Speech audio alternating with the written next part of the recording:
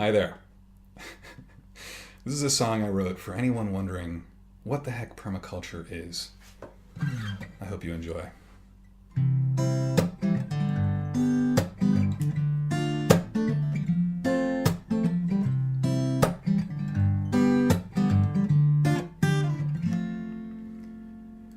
Permaculture design, just finished up my course. Wanna take it home, take the world on a tour de force of fruits and trees, flowers and bees, sprouts and seeds, enough for you and me. First come the earth, yeah, you got to take care of it. Then come the people, then each his fair share of it. Designed for the earth and you design for yourself. Help design a world better for you and everybody else. Yeah, principle one, observe and interact, or you won't get far, man, that is just a fact. Principle two, capture and store energy. Put the water in the ground instead of washing out the sea. Principle three is often so tasty. It's obtain a yield no matter what you grow. It got to eat, to work, to live, to make it worth all the hoeing. Principle four, I keep you on track, self-regulate and accept feedback. By that I mean you got to know that things change. Don't be afraid to learn from nature's ways. Because first come the earth, yeah, you got to take care of it. And then come the people and each his fair share of it. Designed for the earth and you design for yourself. Help design a world better for you and everybody else. Principle five, it's better to be renewable. Hydroelectric, solar power, it's super doable. You don't need a tractor if you got a horse. If you got two hands, you don't need brute force. Principle six, waste is an illusion. Nature recycles all while we waste time in confusion. Principle seven, design for power. I'm Jason. Nice to meet you. I'm one of you. Down in Davie. We got the Florida plant swap, which we saw yesterday, and we got a permaculture farm in Davie, something I'm working on. And I'm so grateful to be here with everyone. This has been amazing. I'm Cheryl. Had a wonderful weekend with y'all. I look forward to doing it again. And I'll hand it over to Colleen Brennan from Grow Permaculture. And these guys did just tons of work to organize this event.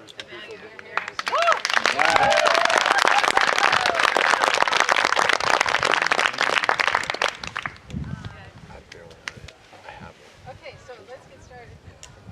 And I'm just going to go over a couple things, and then we're going to go into breakout sessions. But I wanted to cover a couple concepts that came up yesterday that were kind of interesting. And to give you some background, I've lived in Los Angeles for a lot of years. I did a lot of community organizing and activism in Los Angeles around human rights and different issues. And then I started bringing permaculture into that. And so I've worked with every kind of group imaginable, every kind of political, religious, or philosophical group. And you've seen a lot of different groups and how they function, as well as indigenous groups. And I'm fascinated with group dynamics and process, and I wanted to just share a little bit about that with you guys. Because of some of the feedback I was getting about groups. And a lot of people don't trust groups, and there's good reason not to, because they've been corrupted, and there's a lot of betrayal there, where a group looked cool and then it was doing something else behind the scenes, or really wasn't doing what it said it was doing, or there's someone that took it over and took it off the path that it was on, etc. So we've all seen that happen or had that experience.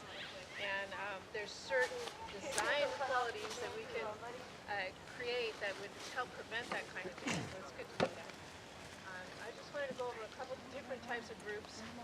People know about corporations and religious organizations and politics and board of directors and CEOs, all that kind of stuff. So a lot of you guys may have had interactions with these, but bear with me. So coalition is a group made up of groups.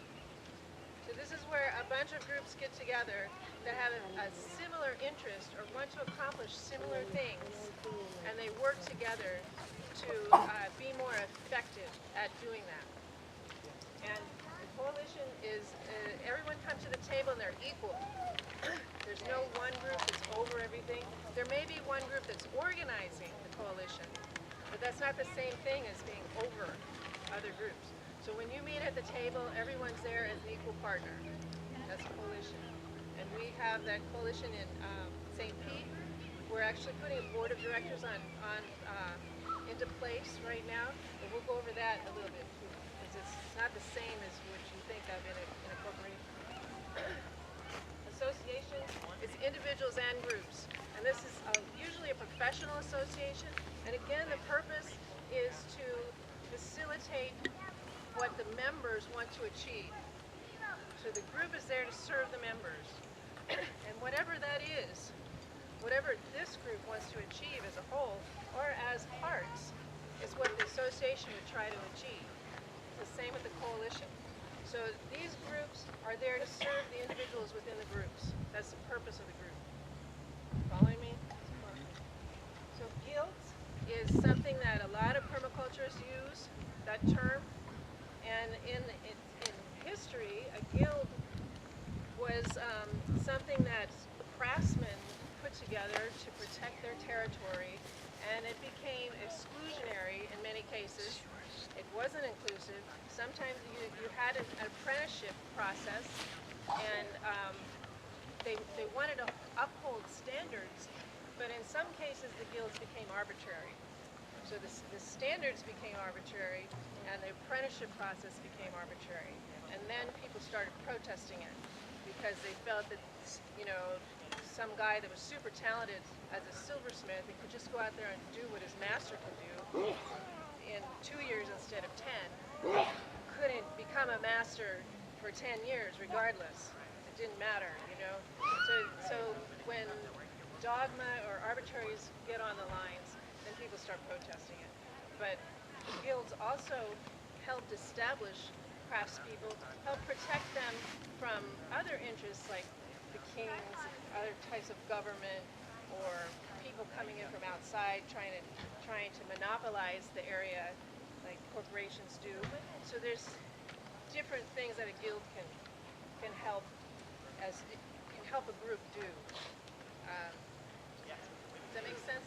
Does everyone know why we're talking about groups right now? Yeah. You'll see. Okay, yeah. We're just to give you a little foundation, we're trying to figure out what we can do next in Florida, right? Oh, I'm going You're going to go into that afterwards? Okay. Just very quick. I have a question. Okay. Leave time. I have a question. Yeah. When you described the guilds like that, it sounded similar to unions. Is there a difference? Yeah, the Food Forest Guild is a very different thing. And a guild in nature is just different elements in a system that support each other. So you wouldn't necessarily. What? It sounded like unions, you know, like trade unions. He was asking if it's similar to or different from a union. It's different because a trade is a monocrop. You have one, like the silversmith guild is only silversmiths, or only iron workers, or only, you know, and a forest guild is a very different. It's a very diverse system. No, It's he's mutually talking about supportive. like unions, like the Sorry? Labor union. labor unions, like the electrical union. Or, Auto workers. It's a different definition completely. A union is a monocrop, and there's reasons to use that. But you were describing the old guilds. The old guilds, I'm describing that because permaculturists, a lot of times they don't understand the difference.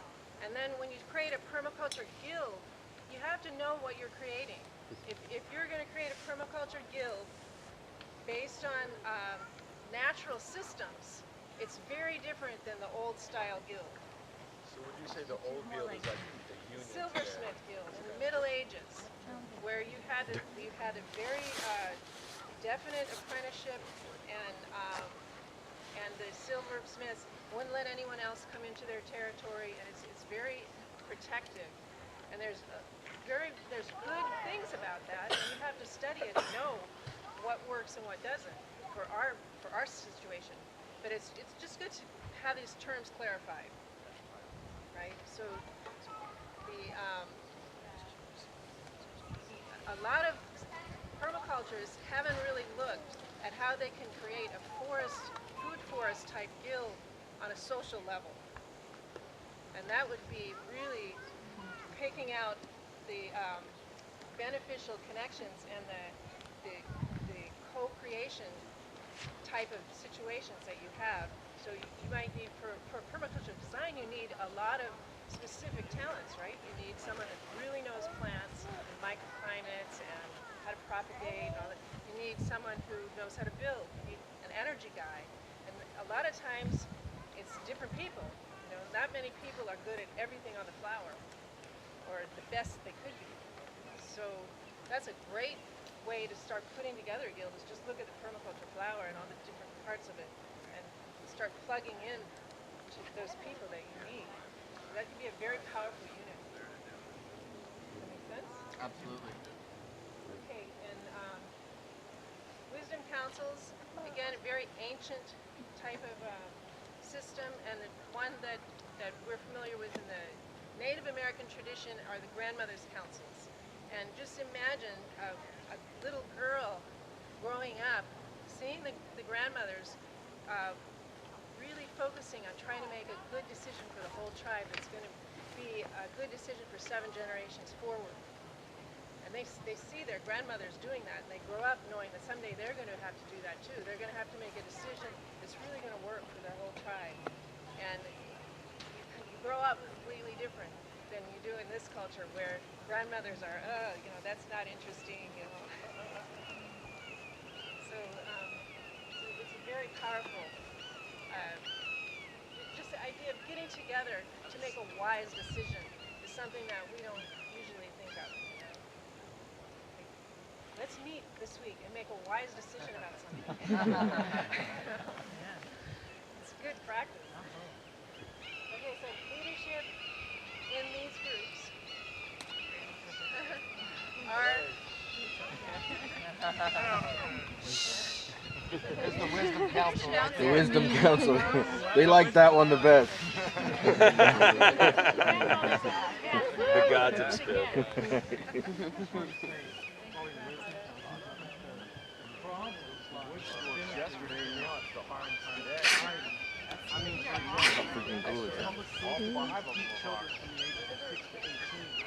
Well, because of that disassociation now, children are not actually seeing.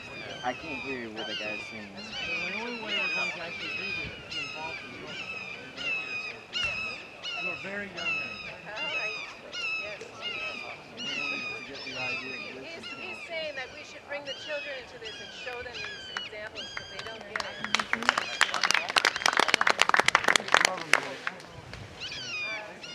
So leadership in these groups is a service position. It's not a position of power. It's a position of service. You don't necessarily get paid to do this stuff. You don't necessarily get a lot of power, but sometimes it's a lot of extra work and responsibility. And that's the kind of leadership that really takes these groups forward. People who are willing to take that position. So what I wanted to do, how many were here at the open space yesterday? Okay, so I'm going to go over open space a little bit more. This is a tool, an organizational tool that's very organic and it replicates natural systems. And what this tool is that the group itself originates what you're interested in talking about within a context. And we're talking about organization here because, and I'll go into that. You guys will come forward with ideas of what you want to talk about in this context, of how can we be more effective, and how can we move to the next level. And we'll break into groups, and we'll discuss this for 20 minutes or 25 minutes, and then we'll come back and go back into that group and discuss specific specifically how we're going to take the next steps. So the first part is discussing what steps we want to take, where we want to go, the goals. And the second part of the discussion would be strategy and staging. So I'm going to back up just a minute. Permaculture in this state is at the pioneer stage. You guys are all a bunch of weeds. You're wild, crazy, you're strong, you're breaking new ground, you're going, putting your roots in the concrete, right? You're teaching yourselves. Permaneers. Woo! Permaneer Guild. Yeah. So, this is a bunch of dynamic accumulators here. That's what y'all are. It's a really powerful energy, but it's also chaotic. Everyone's off doing their own thing in their little corner, and this is the change here as we start to continue. But so, you guys are building the soil, and you're making the conditions for the next level. But what is that level? And how are we going to get there? You know, we can do it consciously or unconsciously. It's going to evolve. But if we put that conscious design element in, it will evolve faster and probably smoother. That's what we're asking today, is to look at how do we move to the next level. That's the open space question. I have a question. Nah, you just really said that. Yeah, what's up, brother? So I have this sense that if structures of organization are not explicitly democratic, then the ways that we operate normally, like privilege and so on, kind of take over. And so I'm a little nervous because I feel like I don't even know how to talk about this. But yesterday during open spaces, there was no discussion of like what the process was. So really the conversations were dominated by people who have a habit of speaking, you know, asserting themselves. Basically, it was people interrupting one another. That's not a process that I find comfortable or that I feel invited into. And so I'm a little nervous that we're talking about like what's next for permaculture. This movement is extremely important to me, and yet I don't hear you talking about authority or the idea that leaders are servants naturally. That doesn't make sense to me. History tells me that actually most of the time leaders are not servants at all. They use their power in not good ways. So if we're not really talking, and this is not like, it's its own topic, so I just had to say my little truth or whatever. Thank you, Lars. I'm going